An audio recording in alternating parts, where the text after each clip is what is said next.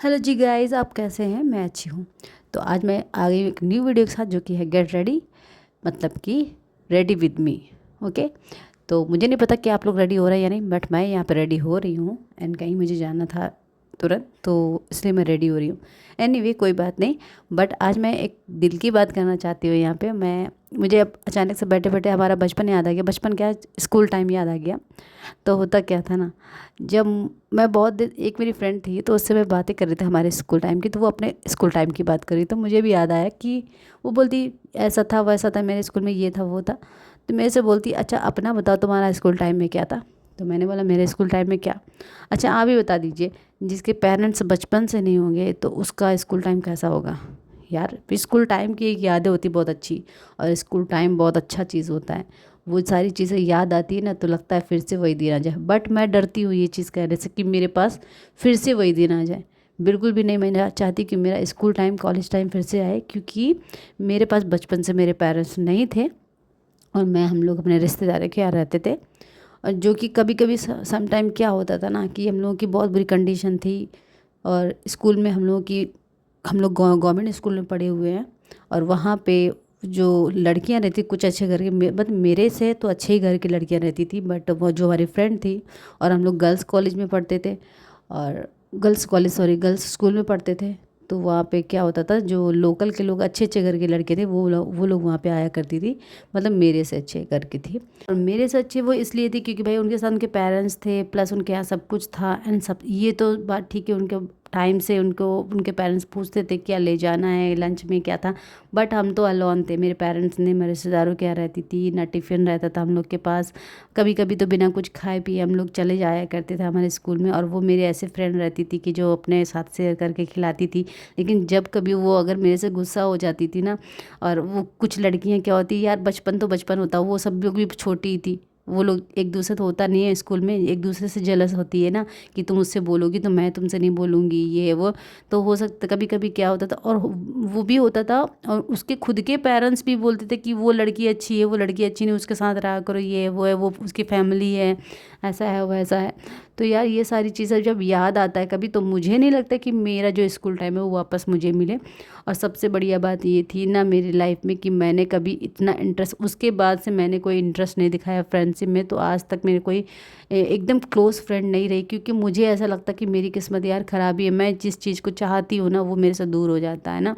तो जब किसी के बचपन से किसी के पेरेंट्स नहीं होते, तो उनके सोच कहीं पे भी जाती है। और मैंने बहुत स्ट्रगल से अपनी पढ़ाई की है, स्कूल से लेके कॉलेज तक।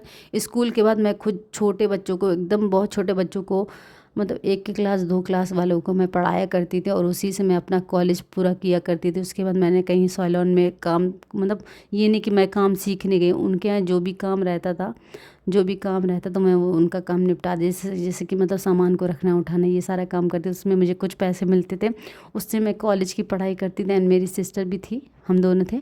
ऐसे करते करते हम लोग थोड़े बड़े हो गए, मतलब हम लोगों ने 8th क्लास तक पढ़ाई की। वहाँ पे एक टीचर थी जो कि हम लोग को देखती थी, नोटिस करती थी कि ये लोग बहुत मतलब अच्छी फैमिली से नहीं है, इनके पेरेंट्स भी नहीं है। तो वो हमारे घर में पढ़ाई छूट चुकी थी हम लोगों की, तो वो मेरे घर आई तो बोली कि मैं इनका फ़ीस दे दूँगी जो भी लगता है। और तब के ज़माने में 100 रुपये आई थिंक लगता था, 80 रुपये या 100 रुपये लगते थे आए उसमें फ़ीस। जूनियर स्कूल था, तो जो सरकारी तो 5वीं तक होता है, उसके बगल में जूनियर था, तो वहाँ पे मेरा एडमिशन हो गया था।